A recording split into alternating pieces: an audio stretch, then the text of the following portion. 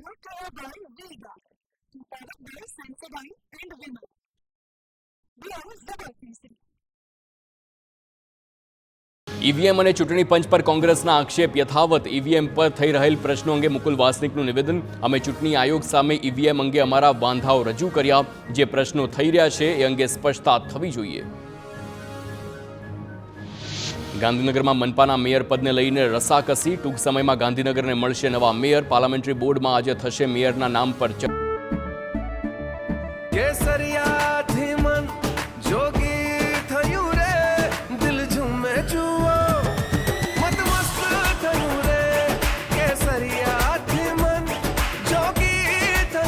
हर पल मनाओ केसरी त्योहार.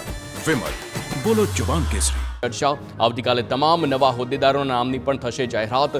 મેયર, ડેપ્યુટી મેયર, સ્ટેન્ડિંગ કમિટીના ચેરમેન સહિતના નામો જાહેર થશે.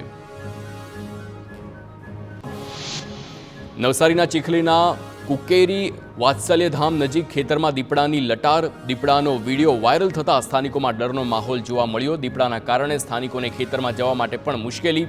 વન વિભાગ પાંજરું ગોઠવે તેવી માંગ. તો નાની મોણપરી ગામના ખેડૂત મોહનીશ રવૈયાની શંકાના આધારે ધરપકડ કરવામાં આવી છે. પોલીસે કોર્ટમાં રજૂ કરીને 3 દિવસના રિમાન્ડ મેળવ્યા છે. ડેમના કાંઠેની મોહનીશની જમીનથી મૃતદેહ ઠસડિયાના નિશાન પણ મળ્યા છે. અન્ય સ્થળે કરંટ આપીને સિંહની હત્યા બાદ મૃતદેહને મોહનીશના ખેતરે નાખી ગયા હોવાની પણ આશંકા છે.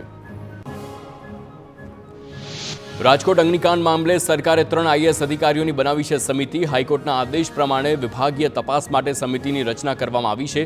આઈએએસ પી સ્વરૂપ, મનીષા ચંદ્રા અને રાજકુમાર બેનીવાલનો આ સમિતિમાં સમાવેશ કરવામાં આવ્યો છે. રાજકોટના ધોરાજી નગરપાલિકાની ઘોર બેદરકારી સામે આવી છે. ધોરાજી સિવિલ હોસ્પિટલમાં ફાયર સેફટી સાધનનું ચેકિંગ હાથ ધર્યા વગર ફટકારી નોટિસ. તો સિવિલ હોસ્પિટલના અધિક્ષકે નગરપાલિકાએ કોઈ પણ જાતના ફાયર સાધનોનું ચેકિંગ હાથ ધર્યા વગર નોટિસ ફટકારી હોવાના આક્ષેપ લગાવ્યા. By Vega, powered by Sensodyne and Vimal.